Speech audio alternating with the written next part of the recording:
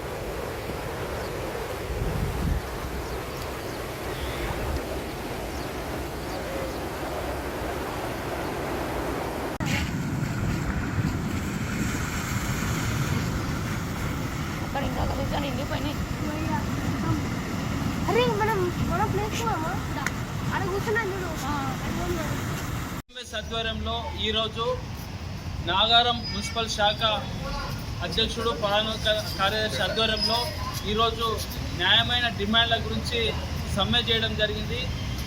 పనులను పూర్తి ఆపేసి సమ్మె చేస్తే గౌరవ కమిషనర్ గారు, గౌరవ చైర్మన్, వైస్ చైర్మన్ గారు పిలిచి మీ న్యాయమైన డిమాండ్లను మ్యాక్సిమంగా పరిష్కరించడానికి ప్రయత్నం చేస్తామన్నారు.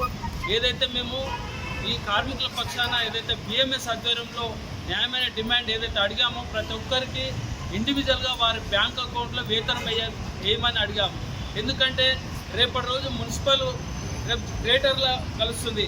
గ్రేటర్లో ఇండివిజువల్గా జీతం తీసుకుంటే గ్రేటర్లో పర్మనెంట్ అవుతారు, వాళ్ళకు మంచి వేతనం వస్తుంది, గవర్నమెంట్ సాలరీ వస్తుంది, గవర్నమెంట్ సిబ్బంది అవుతారని మేము కార్మికుల పక్షాన్ని అడిగితే ఇది మా పరిధిలో లేదు, మేము లెటర్ రాస్తాము, సిడిఎంఏకి లెటర్ రాస్తామని కమిషనర్ గారు ఇచ్చారు. దానికి కూడా చైర్మన్ గారు గట్టిగా చెప్పారు, పరిష్కారం అయ్యేటట్టు చూడండి, సీఎంఏకి లెటర్ రాయమని.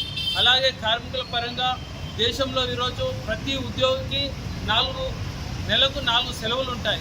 నెలకు ప్రతి ఒక్కరికి అది కామన్, అది 4 సెలవులు ఖచ్చితంగా ఇవ్వాలి. 2 సెలవులు ఇస్తూ కార్మికులకు కాకపోతే ఖచ్చితంగా 4 సెలవులు ఇవ్వాలన్నాము. అది ఇంచుమించు కమిషనర్ గారు ఒప్పుకున్నాడు. మీరు కూడా ఖచ్చితంగా ఇండివిజువల్ కూడా మీరు అడుగుతూనే ఉండాలి మీ సిబ్బందిని. అలాగే ఈ కార్మికుల మీద కూడా పై అధికారులు బాగా పెత్తనం అయిపోయింది, వేధింపులు ఎక్కువైనా మేము అడిగాము. మన డిమాండ్లో కూడా అది కూడా ఒకటి ఉంది. 8 డిమాండ్లలో అడిగితే చైర్మన్ గారు, కమిషనర్ గారు ఆ అధికారులను కూడా హెచ్చరించడం జరిగింది. ఏదంటే మా దృష్టికి తీసుకురావాలి కానీ కార్మికుల జోలికి పోవద్దని కూడా చెప్పారు. అలాగే పక్క మున్సిపాలిటీలో 19,000 చిల్లర మనకు వేతనాలు ఉన్నాయి. మా మున్సిపాలిటీలో 16,000 చిల్లరని ఎందుకు ఇస్తున్నారు అడిగితే అట్టి లెటర్ ఇవ్వమంటే మన సోదరులు కూడా పురుషోత్తం గారు, పరమేశ్వర్ గారు కూడా ఎంబడే, కుమారు వీళ్ళందరూ కూడా ఎంబడే లెటర్ సమర్పించడం జరిగింది.